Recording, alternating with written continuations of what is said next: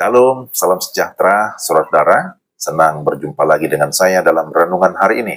Mari kita berdoa.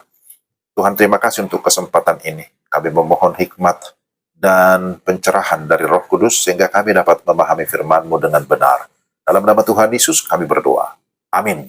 Pembacaan firman Tuhan dari Bilangan 34 ayat 13. Musa memerintahkan kepada orang Israel, itulah negeri yang akan kamu bagi sebagai milik pusaka dengan membuang undi yang diperintahkan Tuhan untuk diberikan kepada suku yang 9,5 itu. Demikian Bilangan 34 ayat 13. Tema kita, menerima dan mengelola berkat Tuhan.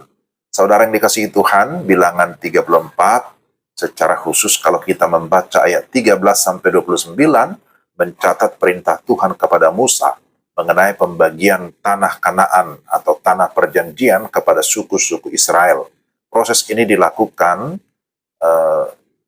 dengan menunjuk pemimpin dari setiap suku sebagai pengelola dan pembagi warisan.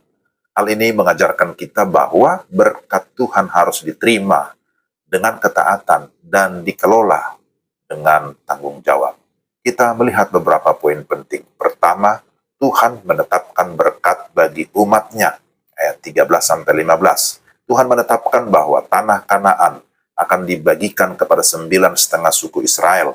Sementara 2,5 suku lainnya, Ruben, Gad, dan setengah suku Manasye, telah menerima bagian mereka di seberang sungai Yordan.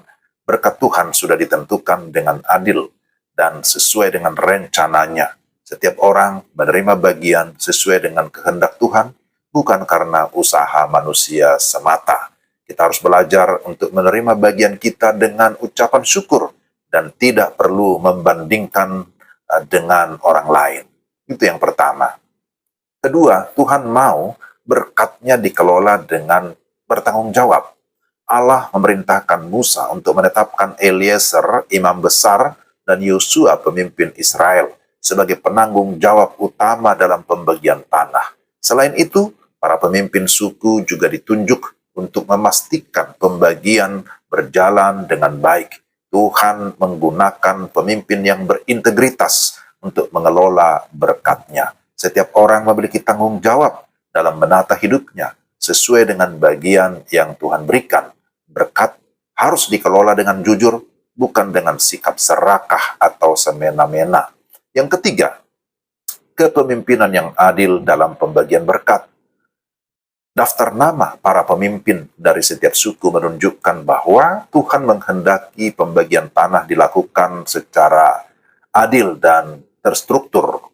Tidak ada suku yang diabaikan atau mendapatkan bagian lebih dari yang lain. Keadilan dalam mengelola berkat Tuhan adalah hal yang penting. Tuhan ingin kita bertanggung jawab dalam membagikan berkat, baik dalam keluarga, pekerjaan, maupun pelayanan. Dan sebagai umat Tuhan, kita harus menjadi orang yang dapat dipercaya dalam setiap aspek kehidupan kita.